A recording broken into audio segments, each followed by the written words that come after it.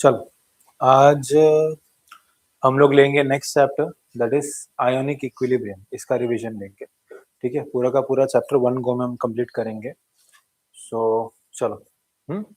ये वैसे तो अभी हम बोर्ड्स के पर्सपेक्टिव से ले रहे हैं, इसमें बहुत सारे इंपॉर्टेंट चीजें मैं बोर्ड्स के बारे में ही बताऊंगा आप लोगों को।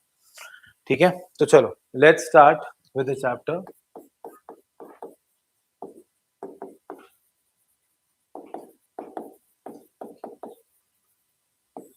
Ionic equilibrium. ठीक है, अब इक्विलिब्रियम ये कंसेप्ट आप जानते हो, you know equilibrium right. Equilibrium का मतलब क्या होता है? इक्विलिब्रियम मींस कोई भी एक रिएक्शन जो रिवर्सिबल है और जो फाइनली अडेप्ट हो चुकी है, अपने तरीके से सेट हो चुकी है। मतलब क्या है, हम जानते हैं कि रिएक्टेंट जो है वो प्रोडक्ट बनाता है, ठीक है, बट रिवर्सिबल रिएक्शन में प्रोडक्ट भी है, रिएक्टेंट बनाता है। ठीक है, तो रिएक्टेंट प्रोडक्ट बनाएगा, प्रोडक्ट रिएक्टेंट बनाएगा, ये फिक्स है।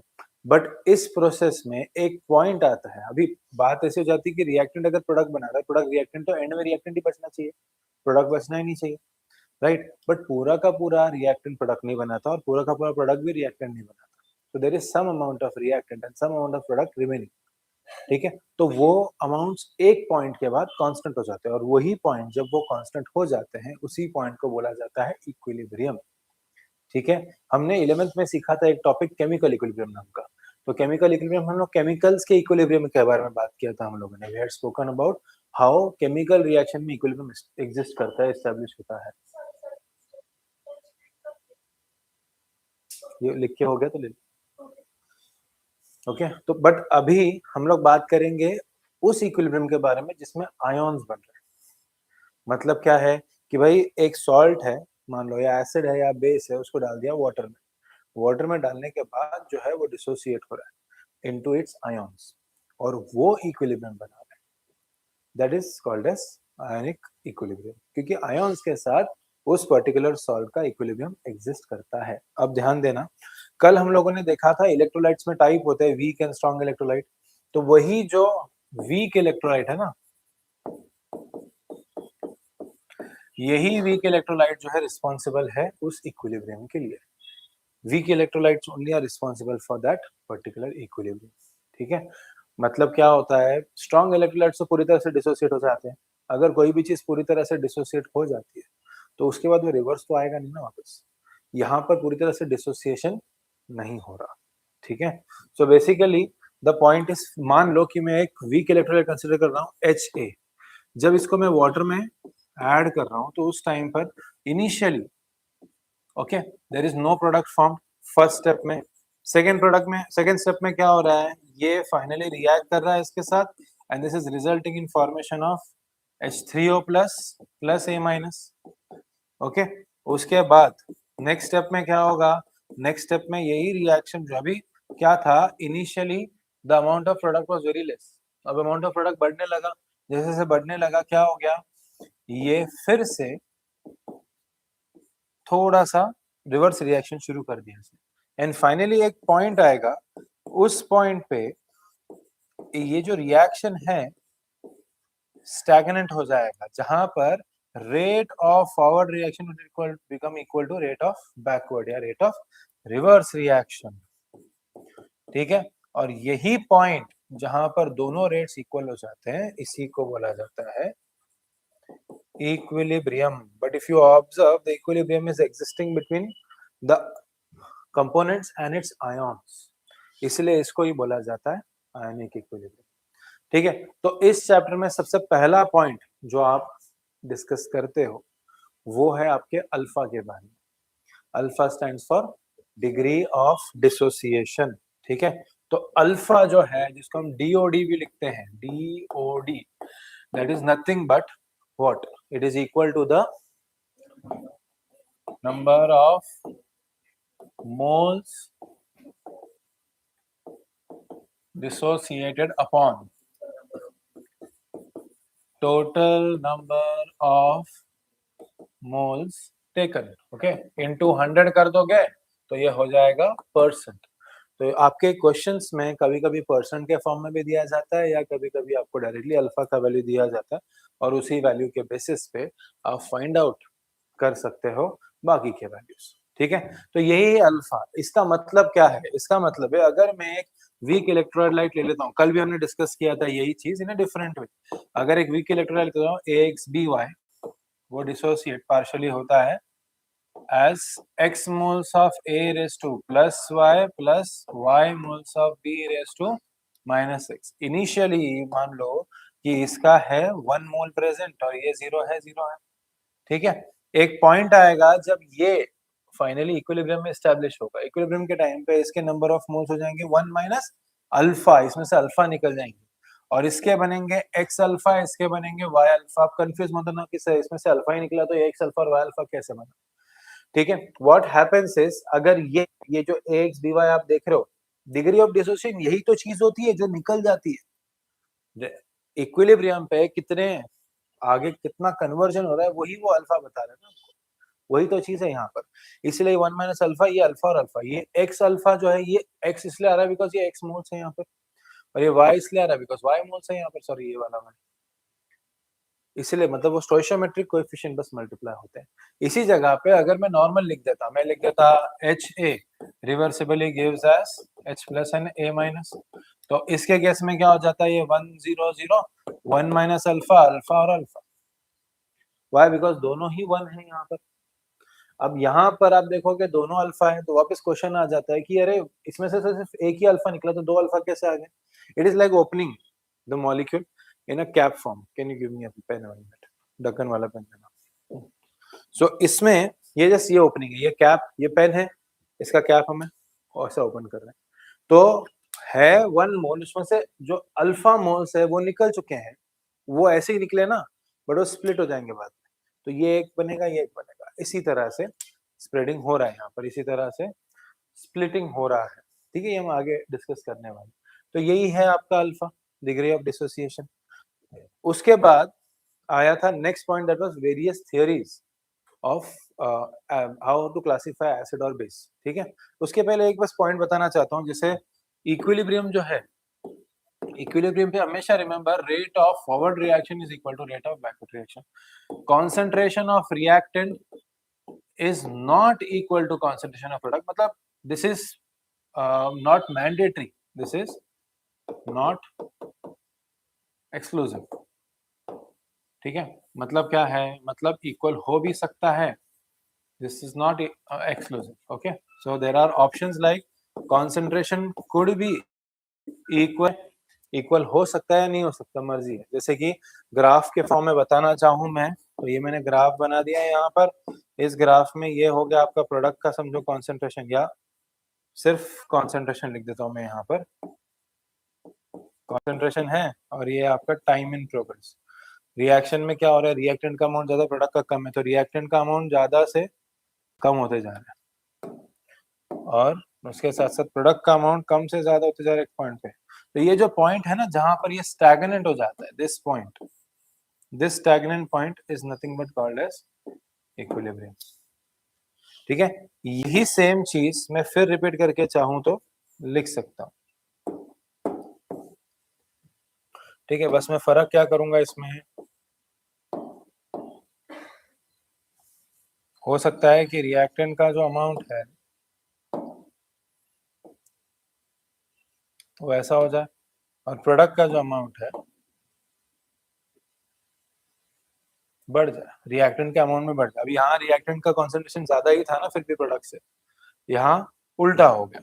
फिर भी जब ये स्टैग्नेंट हो गया है, उसी पॉइंट पे है इक्विलिब्रियम, ठीक है। और थर्ड कंडीशन अगर फिर कंसिडर करता हूं मैं, तो इस भी कंडीशन में there could be third case, जो एक बस एक पॉसिबिलिटी है, जरूरी नहीं कि वो पॉसिबिलिटी दिखे ही।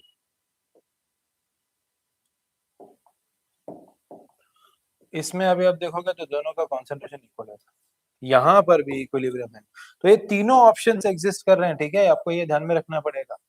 तीनों ऑप्शंस एग्जिस्ट कर रहे हैं, सिर्फ यही नहीं, बहुत बार स्टूडेंट्स को पूछा जाता है तो वो यही ऑप्शन मेंशन करते हैं डायरेक्टली, बोलते हैं कि यही इक्विलिब्रियम है, ये दोनों नहीं इक्विलिब्रियम, तो गलत है, ठीक है। Any of them can be equilibrium, okay, understood, समझ में आया?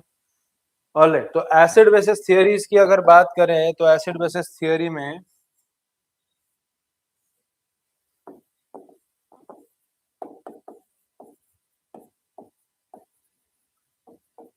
आइडेंटिफाई करने के लिए एसिड या बेस है उसके लिए 3 थियरीज है। सबसे पहला थियरी है आर्रेनियस थियरी, सेकेंड है ब्रॉन्स्टेड-लॉरी थियरी, और थर्ड है ल्यूइस थियरी, लेविस थियरी, जो बोलना चाहोगे। ठीक है, तो इसमें एसिड और बेसिस के बीच में डिफरेंस बताया हुआ है कि एसिड क्या है और बेस क्या है। बेसिकली जनरल सी बात अगर आप ध्यान में रखो तो रिमेंबर वन थिंग कि Arrhenius depends on H plus and OH minus, जो आज तक हम लोग हमेशा पढ़ते आते हैं एसिड बेसिस के बारे में कि भाई अगर कोई चीज एक्वस सॉल्यूशन में H प्लस रिलीज कर रही है तो वो एसिड है, OH माइनस रिलीज कर रही है तो बेस है। यही थियोरी, यही कंसेप्ट हम हमेशा स्टडी करते हैं। ठीक है, उसके अलावा भी ऐसे एसिड्स होते हैं जिसमें H प्लस नहीं होता, ऐसे बेसिस होते हैं जिसमें OH माइनस नहीं होता। उनको आप किस तरह से क्लासिफाई करोगे एज एसिड और बेस, वो इस थियरी से पता चलता है। तो सबसे पहली बात, अकॉर्डिंग टू आर्रेनियस थियरी, एसिड क्या होता है? विच H प्लस इन H2O। ठीक है, ये है OH minus released in H2। Short में लिख रहा हूँ इसलिए लैंग्वेज में भी थोड़ा दिक्कत हो जाए आपको। ब्रॉन्स्टेड-लॉरी थियरी में एसिड क्या होता है? Which donates H plus, while base क्या होता है? विच, इधर ही आप वो कॉन्जुगेट एसिड बेस का कंसेप्ट सीखते हो, वो भी मैं शॉर्ट में बता दूंगा बाद में। ल्यूइस थियरी में एसिड क्या होता है? Which accepts electron when lone pair is shared, और बेस क्या होता है? Which donates electron when lone pair is shared. ठीक है, यही मेन डिफरेंसेस हैं। इसके अलावा जो कंसेप्ट मैं बता रहा था ये कॉन्जुगेट एसिड बेस का, वो कंसेप्ट क्या है? बेसिकली एक एग्जांपल के तौर पर ले लेते हैं हम लोग, मे बी NH3 ले लेता हूं मैं प्लस HCl ले लेता हूं। ठीक है, तो जब इनको मैं रिएक्ट करवा रहा हूं तो उस टाइम पे इसके पास है लोन पेयर ऑफ इलेक्ट्रॉन्स। ठीक है, अब क्या हो रहा है? H जो है वो इसकी तरफ अट्रैक्ट हो रहा है, नाइट्रोजन की तरफ, बिकॉज ये कोऑर्डिनेशन बॉन्ड बना सकता है टाइम बिंग के लिए। तो जिसके वजह से मेरा इक्विलिब्रियम बन जाता है जिसमें NH4 प्लस है प्लस Cl माइनस। ठीक है, तो what you can observe here, इन दोनों के बीच में अगर आप ऑब्जर्व करते हो तो इसने प्रोटॉन एक्सेप्ट किया, तो ये क्या हो जाता है? प्रोटॉन एक्सेप्ट करने वाला हो जाता है बेस। ठीक है, और उसके साथ इसने डोनेट किया तो ये बन गया एसिड। मान लो मैं इसको बेस 1 बोल देता हूँ, इसको एसिड 2 बोल देता हूँ। ठीक है, अब कन्वर्जन के तौर पर देखा जाए तो ये HCl ही Cl माइनस बना रहा है जिसमें उसने H दे दिया। ठीक है, अब रिवर्स रिएक्शन में क्या होगा? रिवर्स रिएक्शन में फिर से वही चीज होने वाली कि ये एक H इसको दे देगा तब जाके ये बनने वाला। सही है, ये एक H इसको दे देगा फिर ये NH3 और HCl बन जाएगा ना। तो ये जो एसिड 2 मैं लिख रहा हूँ वो कहाँ से आ रहा है? फिर यहाँ से आ रहा है। तो ये तो H एक्सेप्ट कर रहा है तो ये हो गया बेस। ये एसिड 2 है, ये बेस 2 हो जाएगा, और ये बेस 1 है, ये एसिड सॉरी 1 हो जाएगा। समझ में आ रहा है? तो यही बेस एसिड का जो पेयर है, एसिड बेस का पेयर, इसी को बोलते हैं कॉन्जुगेट एसिड बेस पेयर। समझ में आया? Conjugate acid base pair. ठीक है, इसमें और एक रूल है, और एक चीज रूल रादर फैक्ट है, देखा गया है कि भाई अगर आपका बेस जो है वो स्ट्रांग है तो उसका कॉन्जुगेट एसिड वीक रहेगा। अब यहाँ पर क्या है, और एंड वाइस वर्सा, यहाँ पर क्या है? एसिड स्ट्रांग है तो इससे जो बेस बना है वो वीक रहेगा, और यहाँ पर ये जो बेस है ये वीक है तो इसका जो कॉन्जुगेट एसिड है वो उससे स्ट्रांग है। ओके, समझ में आ गया? तो ये आपका कॉन्जुगेट एसिड बेस पेयर का कंसेप्ट है। इसके बाद आई गेस आता है चैप्टर में auto ionization of water, right? Amphoteric nature of water. हाँ, एक कंसेप्ट है जिसको बोलते हैं एम्फोटेरिक नेचर ऑफ वाटर, जिसमें देखा गया है कि वाटर किसी के साथ भी रिएक्ट कर रहे हैं वो ऑपोजिट साइड का रोल ले लेता है। जैसे मैं HCl के साथ H2 को रिएक्ट करता हूँ तो क्या होता है? H डोनेट कर देता है हाइड्रोजन, ये क्या हो जाएगा Cl minus plus H3O plus. तो यहाँ पर इस ये एसिड है तो इसने बेस की तरह रिएक्ट किया या बिहेव किया। ऑन द अदर एंड अगर मैं देखता हूँ मैं NH3 ले लेता हूँ यहाँ पर प्लस H2O कर देता हूँ, तो इस केस में क्या हो रहा है, ये एक H इसको दे रहा है जिसकी वजह से this is forming NH4 plus plus OH minus. ठीक है, तो यहाँ पर इसने एसिड की तरह बिहेव किया बिकॉज उसने डोनेट किया H प्लस, यहाँ पर इसने बेस की तरह बिहेव किया बिकॉज H प्लस एक्सेप्ट किया। तो यही है एम्फोटेरिक नेचर ऑफ वाटर। ठीक है,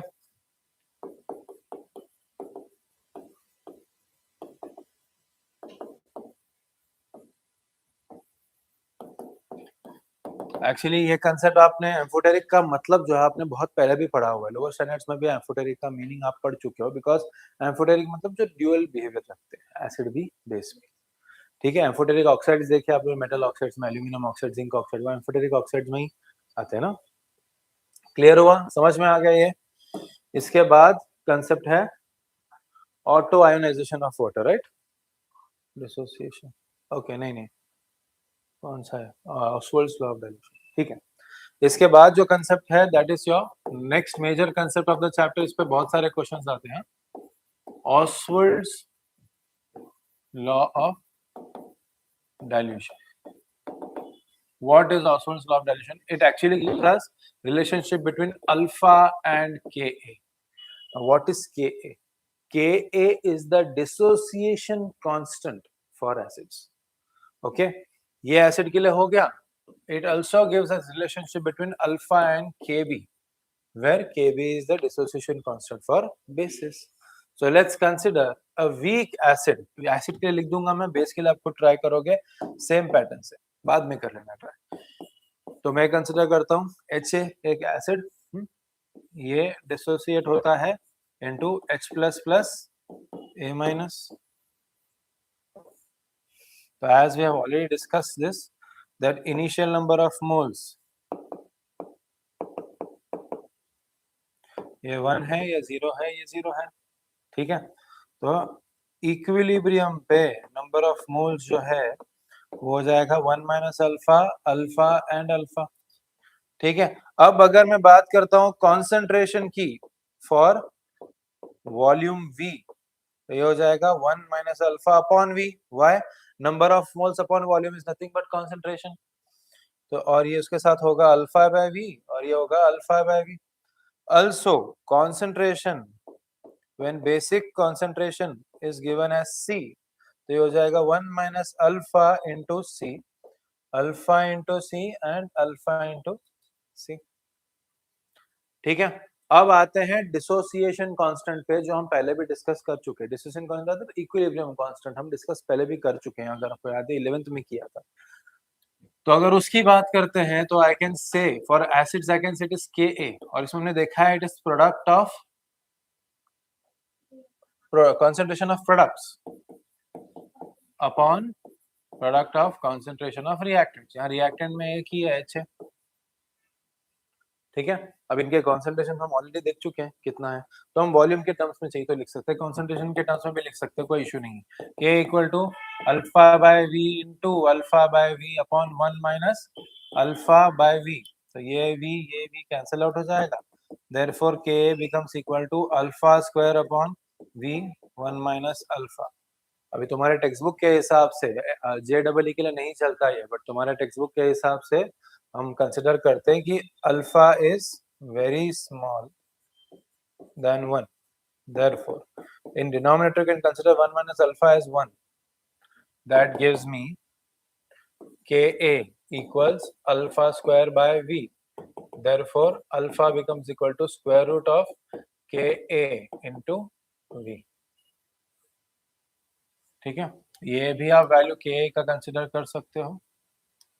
ठीक है, और हो सकता है Ka equals alpha square into C, therefore alpha equals under root of Ka by सी।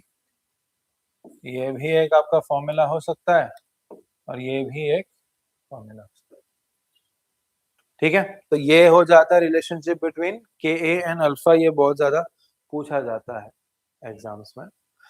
ठीक है, रिलेशनशिप ये डेरिवेशन के लिए आ जाता है, तो वो सेम बेस के लिए लेना है आपको, कुछ नहीं करना है। बेस में क्या करोगे, बेस में BOH ले लोगे, तो B जहाँ कटायन है, BOH रिवर्सिबली स्प्लिट करता है into B plus plus OH minus N, आगे का कर ले।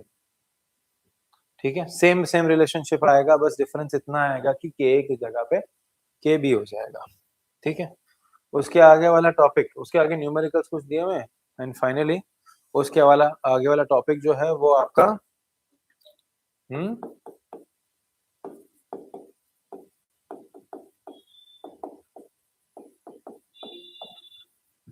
Auto ionization of water. हमने अभी तक डिस्कस किया है हमेशा कि वाटर जो है वो बहुत ही वीक इलेक्ट्रोलाइट है। ठीक है, वाटर एलोन, डिस्टिल्ड वाटर या deionised water can not conduct electricity in a good manner. कहीं ना कहीं उसका इलेक्ट्रिसिटी का अमाउंट कंडक्शन का बहुत माइन्यूट होता है। मतलब जैसे अभी रेगुलर वाटर में इलेक्ट्रिसिटी का करंट इसलिए लगता है बिकॉज उसमें बाकी के सॉल्ट्स, बाकी के आयन्स होते हैं, बट यहाँ पर वैसा नहीं है। अगर प्योर वाटर लिया जाए तो नहीं होता। तो क्यों? That is the reason behind it is कि वाटर जो है वो आयोनाइज करता है खुद को खुद ही। H2O वापस से H2O के साथ रिएक्ट करेगा, रिजल्टिंग एक एसिड की तरह बिहेव करेगा, एक बेस की तरह, एक H दे देगा, ये बन जाएगा OH minus plus H3O plus. अब देखा गया है कि जिस अमाउंट से ये डिसोसिएट करते हैं, जिस अमाउंट से आयंस बनते हैं, बहुत कम है, ना के बराबर है। ठीक है, तो इसका डिसोसिएशन कांस्टेंट K अगर लिख दूं, that will be OH minus concentration multiplied by H3O plus concentration upon H2O square. सही है, but concentration of H2O is equal to K dash. Why it is constant? मैंने अभी बताया ना आपको, इतना डिसोसिएशन ये था इससे कांस्टेंट है, तो K would be equal to OH minus ion concentration into H3O plus ion concentration upon K dash. Okay, तो क्या हो जाएगा, therefore K into K dash equal to H3O plus ion concentration into OH minus, बस मैंने flip कर दिया लिखते time. तो this are nothing but ions of water, right? तो ये बोल देंगे हम लोग आयनिक प्रोडक्ट ऑफ वाटर। तो इसको मैं मॉडिफाई करके लिख देता हूँ, therefore KW equals H3O plus into OH minus। तो अगर हम स्टैंडर्ड कंडीशन लेते हैं, ध्यान दो, if we take standard conditions and pH 7, ध्यान दो, if I'm taking standard conditions of pressure and temperature, pressure जो है आपका 1 एटमॉस्फेयर, टेम्परेचर जो है वो 298 केल्विन अगर मैं कंसीडर करता हूँ रूम टेम्परेचर वगैरह, तो उसमें हम नोटिस करते हैं कि, और पीएच अगर 7 लेता हूँ, तो H3O plus ion concentration is equal to OH minus ion concentration, ये है एट pH 7। ठीक है, एंड KW का वैल्यू उस टाइम पे मिलता है, that is 1 into 10⁻⁻14। the temperature 298 Kelvin and pressure 180. So therefore what can I say? I can say 1 into 10⁻⁻14, ये यहाँ पर कैरी कर रहा हूँ, equals H3O plus ion concentration into OH minus ion concentration। But साथ में ये भी हमको दिया हुआ है कि दोनों का जो अमाउंट है वो इक्वल है।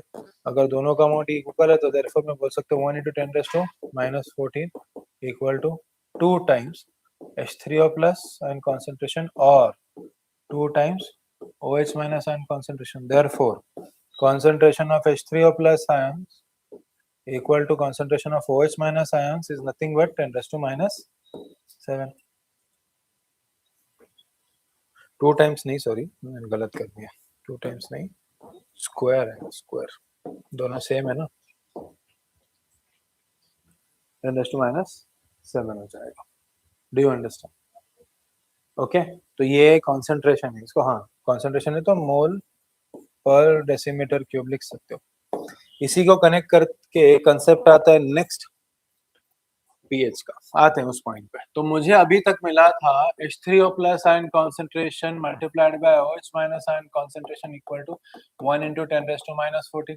ठीक है, what I do is take minus log to the base 10 on both the sides, ये हो जाएगा minus log to the base 10 of H3O plus ion concentration into OH minus ion concentration, that is equal to 1 into 10 raised to minus 14.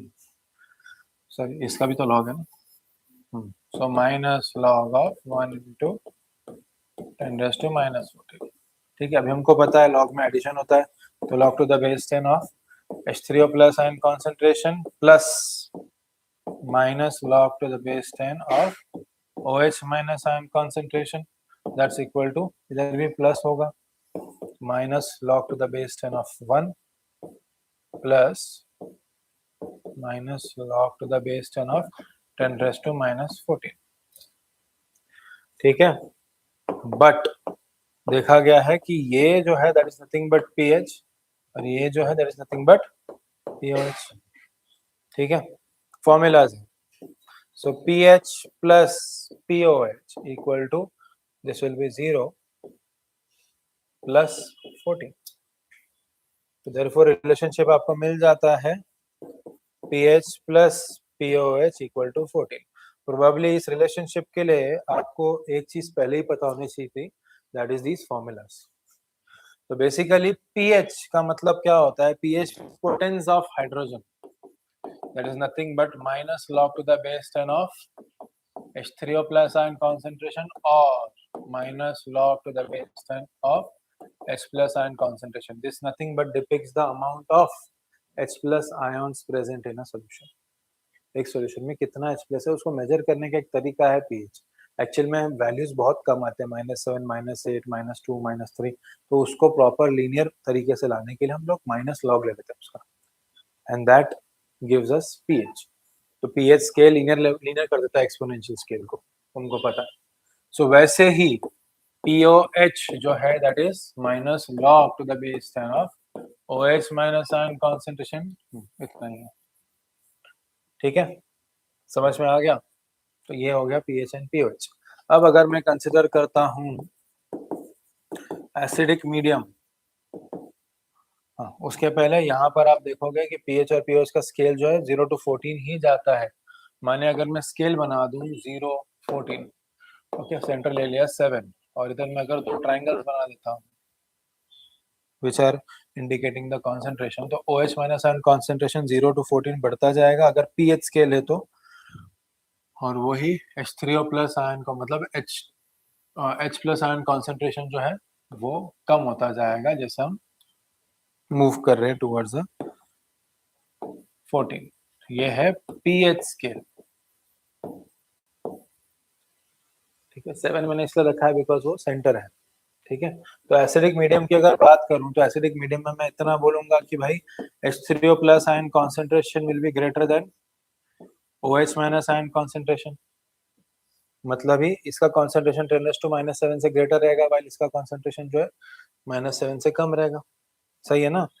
तो अगर मैं बोलता हूं कि भाई 10⁻⁷ से ज्यादा है concentration, तो therefore मैं क्या बोल सकता हूँ, I can say that pH जो है that would be less than 7. तो pH यूजुअली 7 से कम होता है एसिडिक मीडियम में. अगर मैं बात करता हूँ बेसिक मीडियम की, तो बेसिक मीडियम में मैं बोलता हूँ कि H3O plus ion concentration जो है वो लेस होगा as compare to OH minus ion concentration. ठीक है, सो therefore मैं बोल सकता हूँ कि H3O plus ion concentration जो है that would be less than 10⁻⁻⁷. Therefore pH जो है would be greater than 7. Neutral medium की बात करें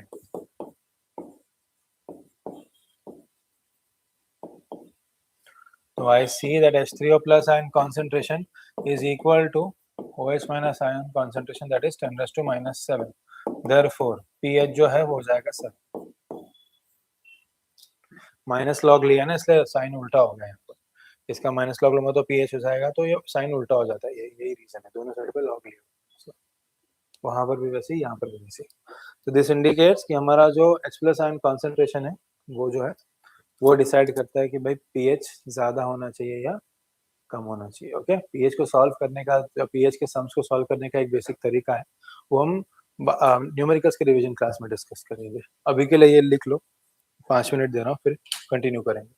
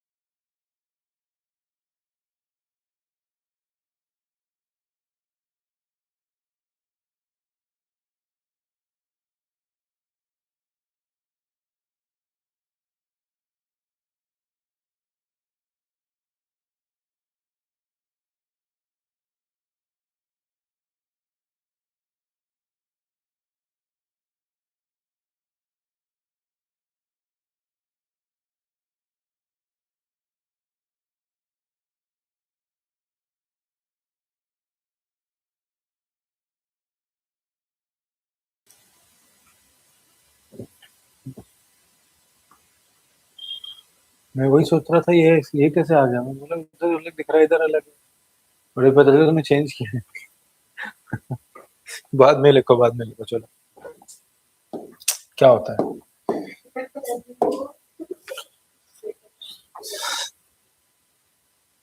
ओके ठीक है, let's talk about next topic, that is hydrolysis of salts, right, यही है ना? कौन सा है?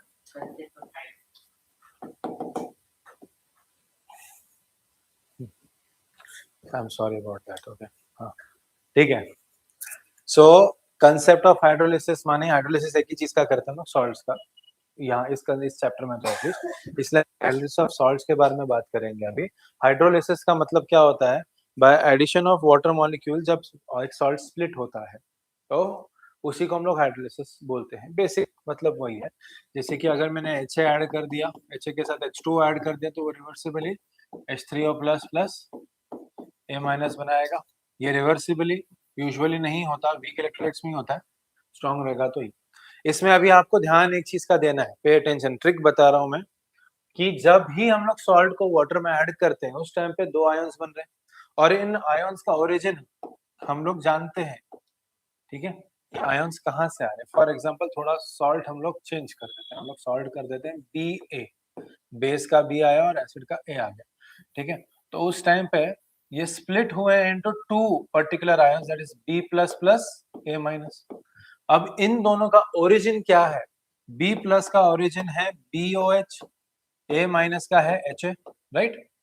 मतलब जब ये Ba एसिड बना था तो BOH और HA ने रिएक्ट किया था आपस में, तब जाके इट हैड फॉर्म्ड Ba, और वही जब वाटर में डालने के बाद B प्लस और A माइनस में डिसोसिएट हो जाते हैं। अब इसमें ट्रिक ऐसा है कि जब भी BOH और HA बनते हैं तो आपको फाइंड आउट करना है कि दोनों में से वीक कौन सा है।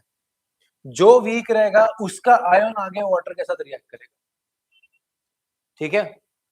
Let's consider case 1।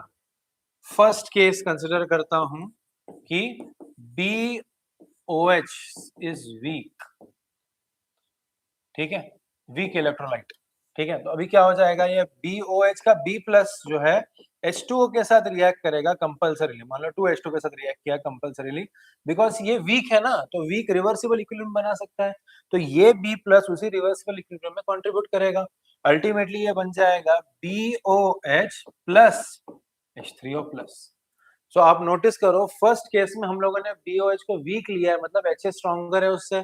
जब HA स्ट्रॉन्गर था तो BOH बनकर H3O आयन रिलीज हुआ, मतलब ये एसिडिक नेचर बन गया, ये एसिडिक नेचर रिलीज हुआ। उसी जगह पे ध्यान दो, उसी जगह पे अगर मैं दूसरा केस कंसिडर करूं, केस 2, जिसमें HA जो है वो वीक था, क्या लिखता हूं, वीकर देन BOH।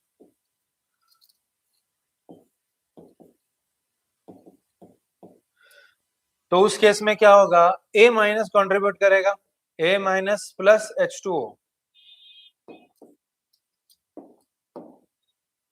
तो A माइनस, क्योंकि वो बेस का एसिड का पार्ट है ना, इसलिए A minus plus H2O will result in formation of AH, माने ही आप लिखो तो जो पैटर्न में हम लिखते हैं HA भी लिख सकते हैं, प्लस OH माइनस। देखो जब एसिड वीक था तब OH माइनस रिलीज हुआ, इसीलिए ये बेसिक नेचर दिखाएगा। इसका मतलब ये जो सॉल्ट बना था केस 1 जो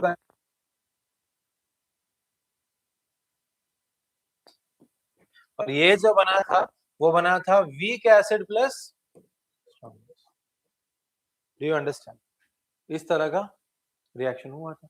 व्हाट इफ दोनों के दोनों वीक है, तब वैल्यू Ka और Kb के काम में आती है।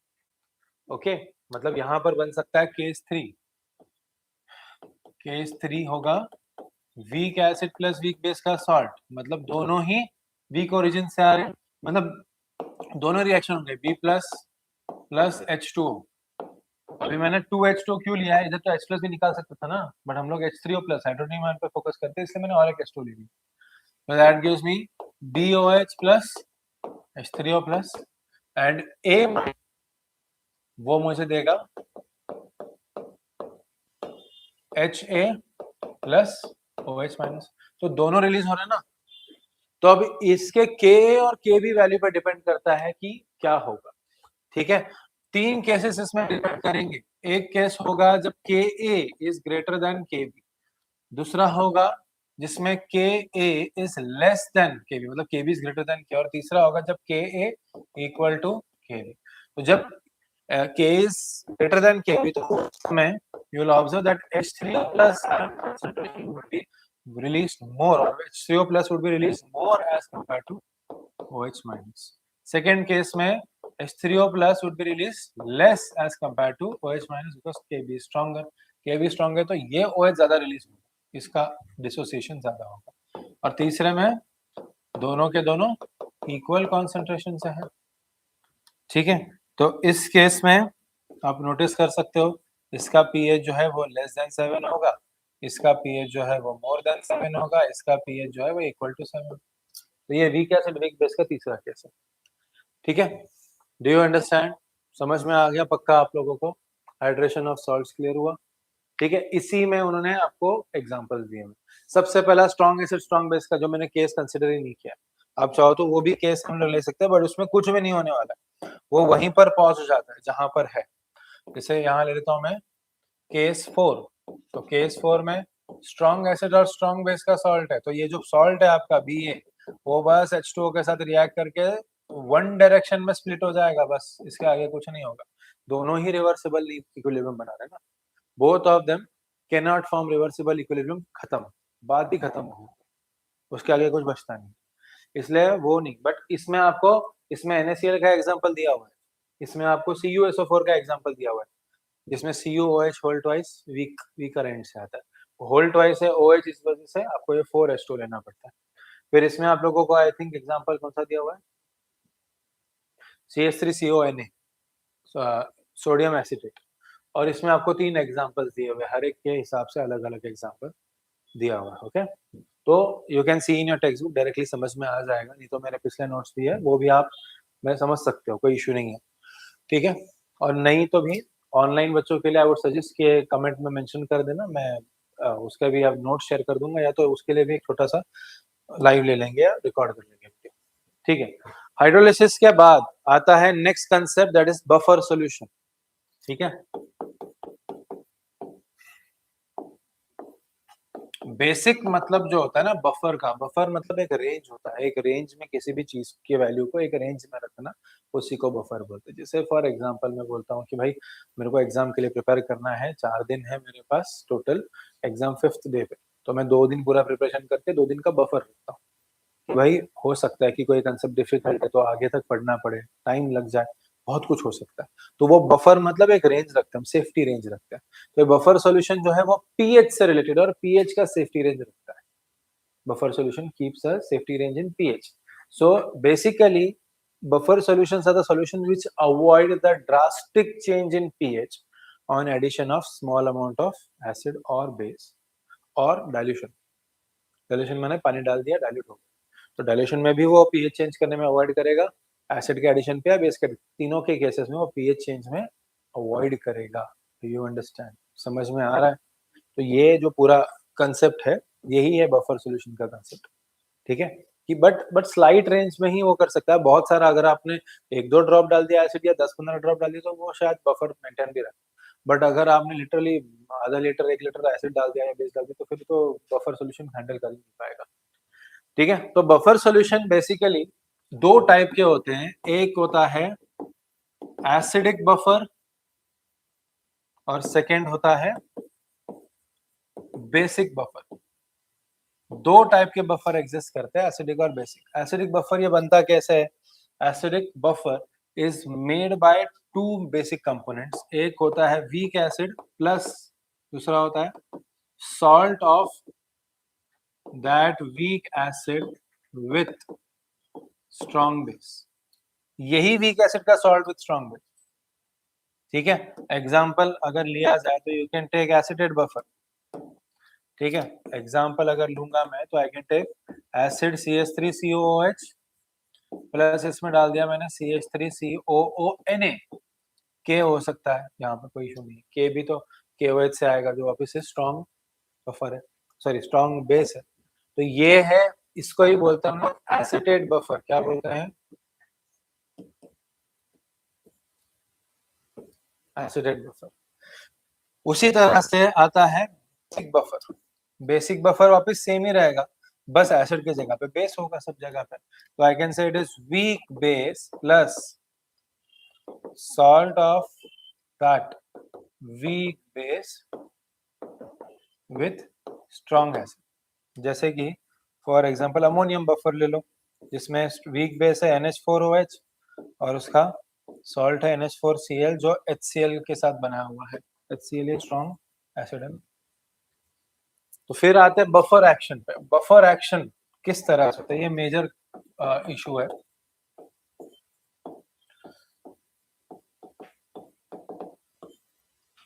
बफर कैसे काम करता है, मान लो मैं एसिडिक बफर ले लेता हूँ, ठीक है, एसिडिक बफर ले लिया, इसमें क्या क्या है, CH3COH और CH3CON है। तो सबसे पहली बात, CH3COH ये एक वीक इलेक्ट्रोलाइट है, तो वो रिवर्सिबली CH3CO माइनस बनाएगा प्लस H प्लस बनाएगा।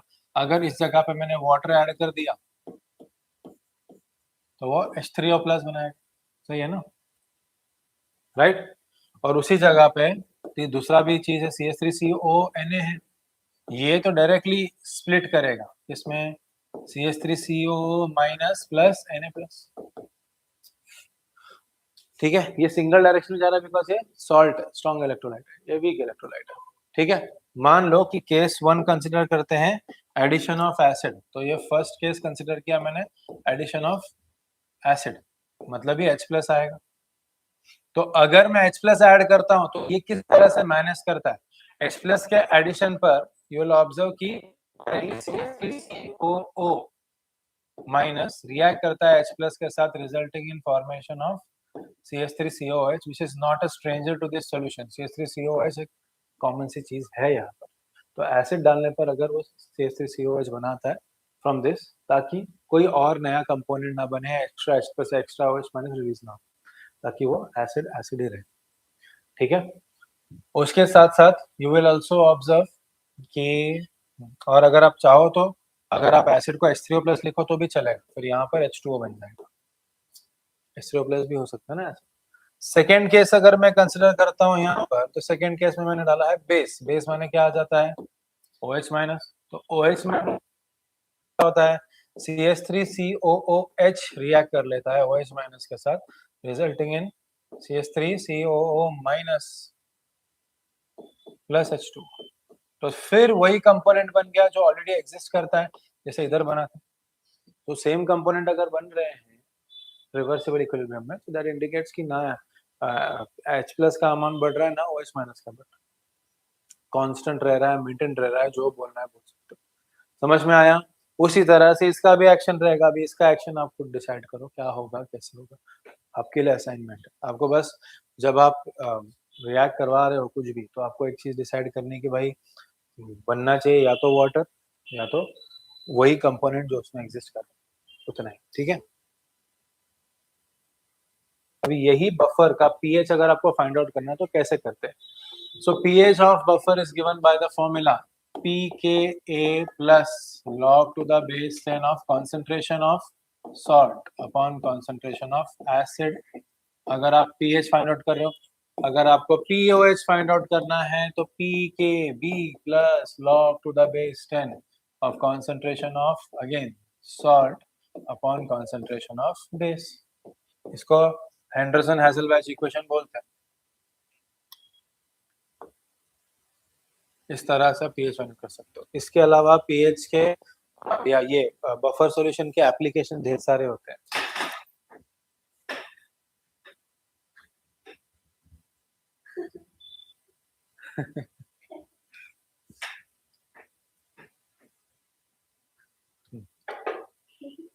लाइटिंग में फर्क नहीं पड़ा। मेरे को लगा फैन वैन गिर गया क्या नीचे। ठीक है, तो pH का एप्लीकेशन क्या है। अभी pH जो होता है वो, या pH मेंटेन रखने का एप्लीकेशन क्या है, माय पॉइंट, बफर सॉल्यूशंस का एप्लीकेशन क्या है।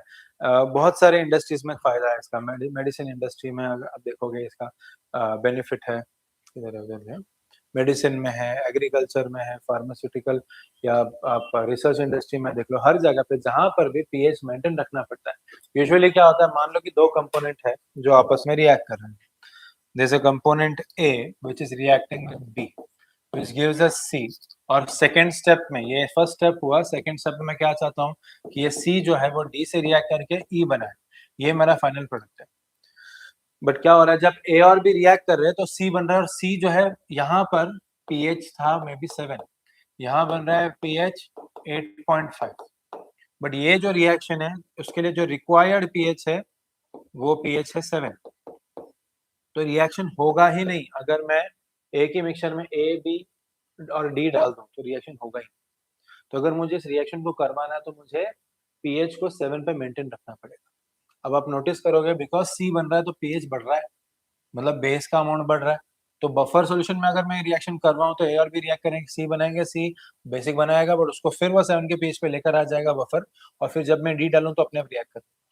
अदर्स मुझे क्या करना पड़ेगा, ए और बी रिएक्ट करना पड़ेगा, सी बनेगा, सी को एक्सट्रैक्ट करो, फिर सी को दूसरे कंटेनर में डालो और उसमें बफर सॉल्यूशन डालो जो पीएच 7 मेंटेन रखेगा। उससे अच्छा एक ही बफर सॉल्यूशन मैं बना देता हूँ जिसमें मैंने ए और बी को रिएक्ट किया, बिकॉज उधर तो पीएच 7 ही है ना, तो वहाँ पीएच 7 है, वो पीएच 7 पे ही रिएक्शन हो रहा है। सी बन रहा है, सी का 8.5 की जगह पे फिर 7 पे आ रहा है पीएच वो बनने के बाद, और फिर डी रिएक्ट करके ही बना रहा है। तो ई मेरा कमर्शियली इंपॉर्टेंट प्रोडक्ट है। तो चाहे एप्लीकेशन कहीं भी हो, कोई भी हो, हर एप्लीकेशन में यही पैटर्न होता है। एंड और एक चीज होती है, जब बायोकेमिस्ट्री की बात करते हैं, बायोलॉजी के कुछ एप्लीकेशन की बात करते हैं, तो बायोलॉजी में एक इंपॉर्टेंट चीज होती है जिसको हम लोग बोलते हैं एंजाइम। तो एंजाइम जैसे केमिकल्स होते हैं, दे कैन बी प्रोटीन्स और बेसिकली न्यूक्लिक एसिड्स, आरएनए हो सकते हैं नेचर में, which have the potential to convert reactant to product और सबस्ट्रेट टू प्रोडक्ट। तो ये बायोमोलिक्यूल्स में हमने सीखा हुआ है। तो ये इस तरह से रिएक्शन जो है होता है। तो वो जो एंजाइम्स होते हैं, they are highly particular for pH, बहुत ज्यादा पर्टिकुलर। जैसे अभी फॉर एग्जांपल हमारे स्टमक में एक एंजाइम होता है, आपने सबने सीखा है, ये एंजाइम पेप्सिन नाम का एक एंजाइम होता है, स्टमक में होता है। उसको पीएच 1.5, 1.2 टू 1.5 की जरूरत पड़ती है, उसके अलावा वो काम नहीं करता। इंटेस्टाइन में ट्रिप्सिन नाम का एक एंजाइम होता है, उसको 9 का पीएच लगता है, उसके बिना वो काम नहीं करता।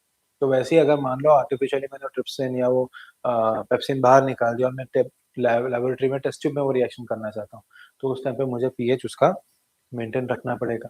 अगर पीएच मेंटेन नहीं होता तो क्या हो जाएगा, वो डाइजेशन होगा ही नहीं, या वो रिएक्शन होगा ही नहीं।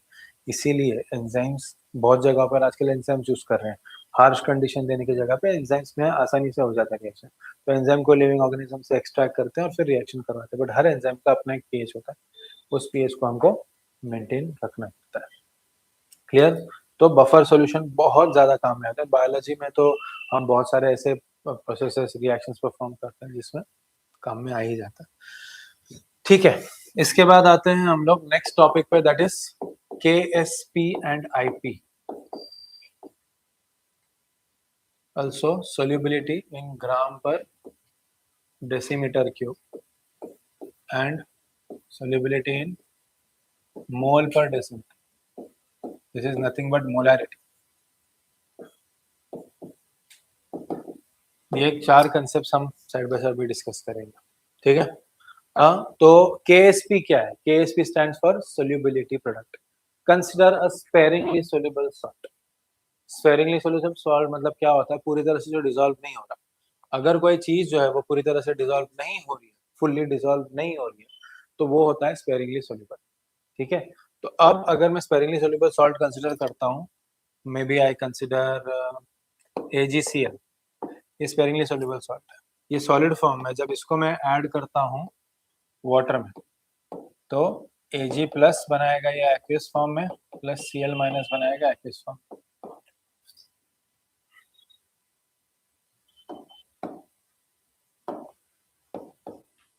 ठीक है, तो ये बनेगा।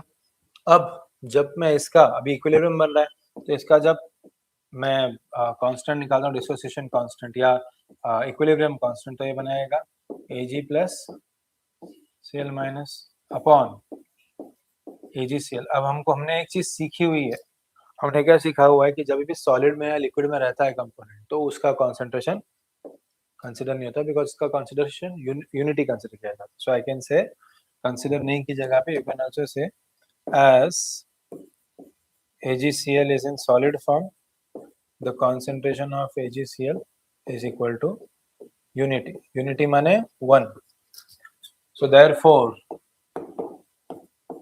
solubility dissociation constant would be equal to Ag plus ion का concentration into Cl minus ion का concentration. So I can say but Ag plus into Cl minus is nothing but the total ions and the solution is ठीक है and the so therefore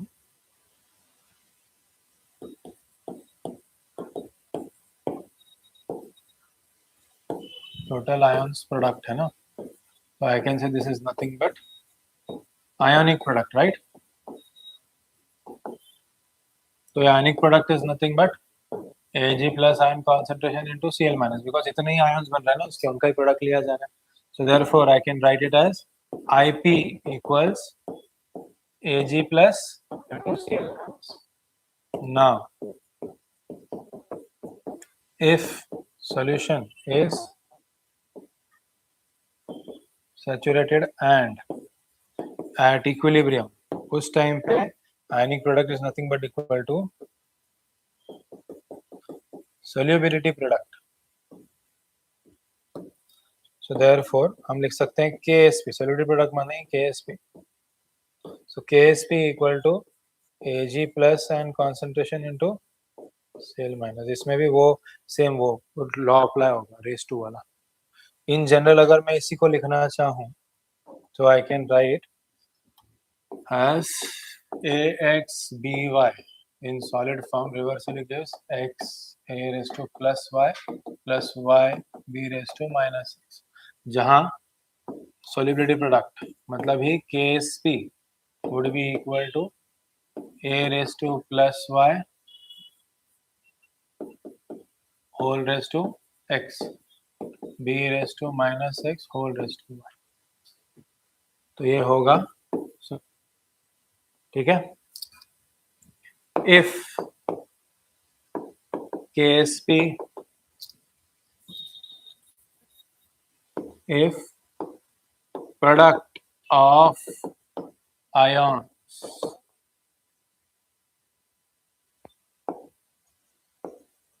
when reaction is not saturated, reaction की जगह पे can you write solution, when solution is not saturated ionic product हो जाएगा वो. So ionic product is equal to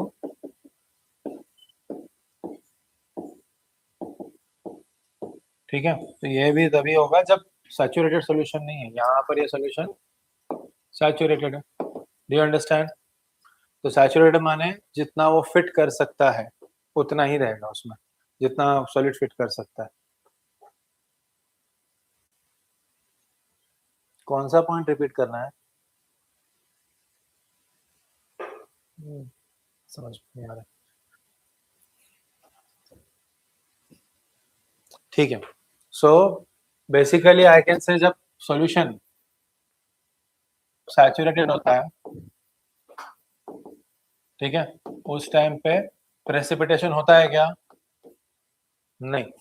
मतलब क्या प्रेसिपिटेशन? मतलब नीचे जमा नहीं होता, कुछ भी नीचे जमा नहीं होगा. मतलब क्या कि जितना सॉल्वेंट हैंडल कर सकता है सोल्यूट उतना ही डाला, उससे ज्यादा नहीं डाला. ओके. तो इस केस में सैचुरेटेड में क्या बोलता हूँ, अगर मैं आईपी ले भी लेता हूँ तो IP and Ksp become equal. Second consider मैं करता हूँ कि जब इस अनसैचुरेटेड सॉल्यूशन, अनसैचुरेटेड मतलब क्या, अगर मैं आईपी लिया वैल्यू तो आईपी का वैल्यू कम होगा. किससे? केस मतलब जितना वो फिट कर सकता है, जितना वो सोल्यूट फिट कर सकता है उससे मैंने सोल्यूट कम फिट करवाया. ठीक है. मतलब ही फिर भी प्रेसिपिटेशन होगा क्या? नहीं होगा, बिकॉज सोल्यूट कम है ना. सोल्यूट जब कैपेसिटी से ज्यादा हो जाएगा तब प्रेसिपिटेट करेगा. तो वही है थर्ड पॉसिबिलिटी जिसमें सॉल्यूशन होता है सुपर सैचुरेटेड. मतलब जबरदस्ती का बहुत सारा हम लोगों ने ऐड किया हुआ है सॉल्ट. तो IP becomes greater than Ksp और इसी कंडीशन में मैं बोलूंगा कि प्रेसिपिटेशन होगा. तो इस पे न्यूमेरिकल्स ऐसे आते हैं कि आप लोगों को वैल्यू दिया जाएगा आयंस के कॉन्सेंट्रेशन, उसी आयन से जो सॉल्ट बन रहा है उसका केएसपी दिया जाएगा. जब आपको केएसपी पता है तो आप केएसपी किससे कंपेयर करोगे? Ionic product. इनका जो आयंस का कॉन्सेंट्रेशन दिया उसको मल्टीप्लाई करके आप उसका फाइंड आउट करो अमाउंट. अमाउंट, वो अगर अमाउंट इससे ग्रेटर होगा KSP से तो प्रेसिपिटेशन होगा, अदरवाइज नहीं होगा। ठीक है, तो इसी का आगे रिलेशनशिप हम लेते हैं with that of your solubility, molar solubility बोलो। ठीक है, तो वो कैसे होता है, क्या होता है। तो लेट्स कंसिडर कि भाई ये सॉल्ट का जो सोल्यूबिलिटी है वो S है, so I am considering the molar solubility of the salt being S mole per decimetre cube. तो ये हो जाएगा XS और ये हो जाएगा YS, राइट। वही अगर ये सैचुरेटेड है तो मैं KSP अगर फाइंड आउट करूं तो क्या हो जाएगा, concentration of A raise to plus Y raise to X, concentration of B raise to minus X raise to Y। मतलब ये क्या हो जाएगा, XS raise to X YS raise to Y, nothing but KSP। Therefore KSP क्या हो जाएगा, X raise to X into S raise to X into Y raise to Y into S raise to Y। Therefore KSP becomes equal to X raised to X into Y raised to Y into S raised to X plus Y। सही है, तो ये relationship आपको मिल जाएगा किसके बीच में, KSP मतलब ये solubility product and solubility, molar solubility बोलते हैं इसको। ठीक है, सो ये यहाँ पर होता है।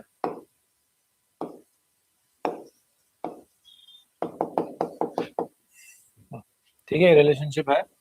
बस एक चीज ध्यान में रखो, जो मोलर सोल्युबिलिटी है that is nothing but same as that of molarity, that is N by V, number of moles of solute by volume in liters। वही अगर मैं लेता हूं सोल्यूबिलिटी इन ग्राम पर डेसीमीटर क्यूब, तो इसमें क्या करोगे, इसमें आप W ले लोगे, W2 upon volume in litres. W2 would be in grams, W2 मतलब mass of solute taken given mass of solute। ठीक है, coming back to the topic. तो ये हमको मिला KSP और S के बीच का रिलेशनशिप। मान लो हम लोगों को बोला है कि KSP और S के बीच का रिलेशनशिप फाइंड आउट करो फॉर बिस्मथ सल्फाइड। तो बिस्मथ सल्फाइड क्या होता है, Bi2S3, ये सॉलिड फॉर्म में, ये जब डिसोसिएट होगा तो क्या बनाएगा, 2Bi⁻3 plus 3S raise to -2। तो अगर मैं इसका रिलेशनशिप निकालता हूँ KSP, क्या मेरे लिए X रेस टू X, अब मेरे लिए ये है X और ये है मेरे लिए Y, बराबर ना, वैसे ही है ना X और Y, वही X और Y आगे चल रहा है। तो ये हो जाएगा X raise to X into Y raise to Y into S raise to X plus Y। तो X मेरा है 2 प्लस 3, तो ये हो जाएगा 4 into 27 S raise to 5, that is 10, कितना होता है 27 4 जा 108 S रेस टू 5। तो इस तरह से आप रिलेशनशिप फाइंड आउट कर सकते हैं। तो इसमें आपको दोनों में से किसी एक का वैल्यू दिया रहेगा, डाल दो, खत्म। ठीक है, ऐसे बहुत सारे सॉल्ट्स के एग्जांपल आपके बुक में ही दिए हुए हैं, टेक्स्ट बुक में।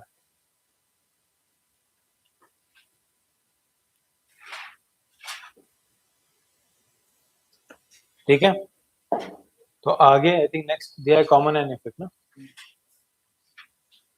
लास्ट टॉपिक है कॉमन आयन इफेक्ट।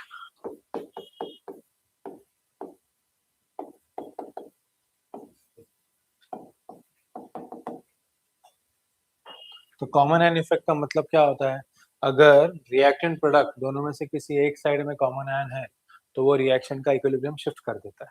माने क्या, यही एग्जांपल ले लो जो हम जैसे ले रहे थे, CH3COOH, ये रिवर्सिबली कन्वर्ट करेगा into CH3COO minus plus H plus, आओ वाटर लगा दो, H3O प्लस कर दो उसको। दूसरा है CH3COONA, ये वन डायरेक्शन में CH3COO माइनस बना रहा है, प्लस Na प्लस बना रहा है। तो अगर आप नोटिस करोगे तो प्रोडक्ट के साइड में कॉन्सेंट्रेशन ऑफ CH3COO माइनस बढ़ गया। अब बात क्या है ना, ये 2 वे डोर है, ये 1 वे डोर है।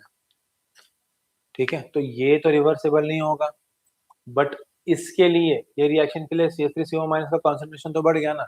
इट डजंट मैटर वो CH3CO- कहाँ से आया, वो मैटर नहीं करता। व्हाट मैटर्स इज कि CH3CO- आया है, ठीक है, अभी है, तो वो कॉन्सेंट्रेशन उसका बढ़ गया है, तो वो रिवर्सिबल जो है इक्विलिब्रियम में ही शिफ्ट हो जाएगा। दो दो टू वे दरवाजा है, तो अब क्या होगा, ये कॉन्सेंट्रेशन हाई अमाउंट में फर्स्ट वाले रिएक्शन में ट्रीट होगा, सेकेंड वाले रिएक्शन में नहीं होगा, बिकॉज एक ही सॉल्यूशन में दोनों चीजें हो रही है और ये रिवर्सिबल नहीं है। तो क्या होगा, these common ions from both the reactions will shift the equilibrium of the reaction towards left side. इसी को बोलते हैं common ion effect. Saying this, I complete the chapter. ठीक है, मैं कुछ डाउट्स आए हैं वो मैं डिस्कस कर लेता हूँ, आप तब तक लिख सकते हो।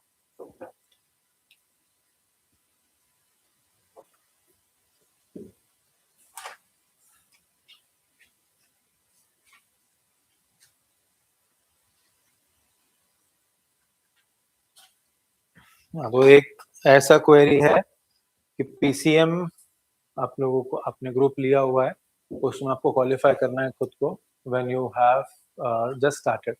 हो सकता है, मैं सजेस्ट करूंगा कि जितने PYQs हैं आपके प्रीवियस ईयर क्वेश्चंस, उतने डिस्कस करो, उतना स्टडी करो, और क्वेश्चन पेपर से स्टडी करने की जगह पे I would suggest that go for preparation by actual PYQs। Target वगैरह के बुक्स आते हैं, हर चैप्टर के एंड में जो है आपको PYQs हर ईयर के दिए, पिछले 10-15 सालों के तो दिए ही जाते, तो उसके कंपैरिजन में या उसको देखकर आप वो स्टडी कर लो, हो जाएगा, ठीक है। बट उतना सजेस्ट करूंगा कि जब आप क्वेश्चन आंसर्स पढ़ रहे हो तो उस टाइम पे एक्चुअल में समझने की कोशिश करो, ना कि रटने की, बिकॉज इतना सारा रट के नहीं होने वाला।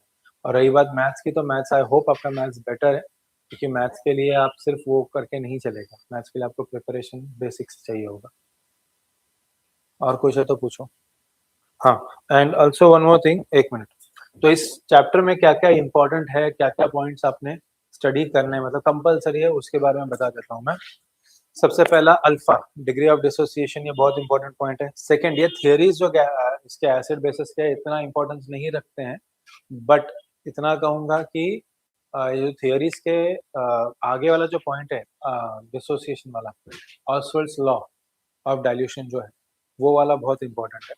फिर ये जो रिलेशनशिप अभी हमने देखा ना, KSP और S का, ये रिलेशनशिप के बेसिस पे क्वेश्चंस आते हैं।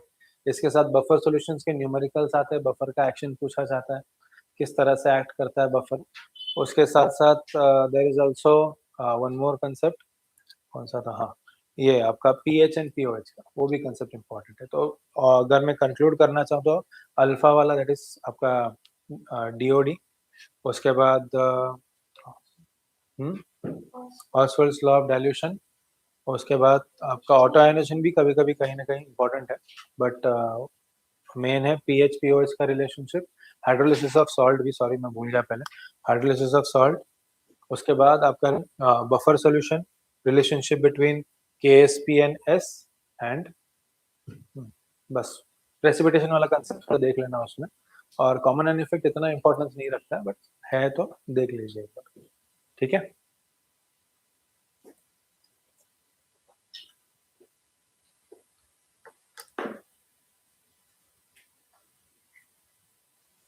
हाँ, तो मिल तो सकता है आपको, 60% तो मिल सकता है, बट उसके लिए आपसे तैयारी करनी पड़ेगी रोज, विदाउट फेल 12 से 16 घंटे पढ़ाई करना पड़ेगा, 12 to 14 आवर्स आराम से पढ़ाई करना पड़ेगा। हर एक सब्जेक्ट को रोज स्टडी करना पड़ेगा, PYQ से ही करो, बट हर एक सब्जेक्ट को रोज पढ़ना पड़ेगा, उसके बिना नहीं होगा। 60% अगर 65% लाना है तो उतना करना होगा आपको।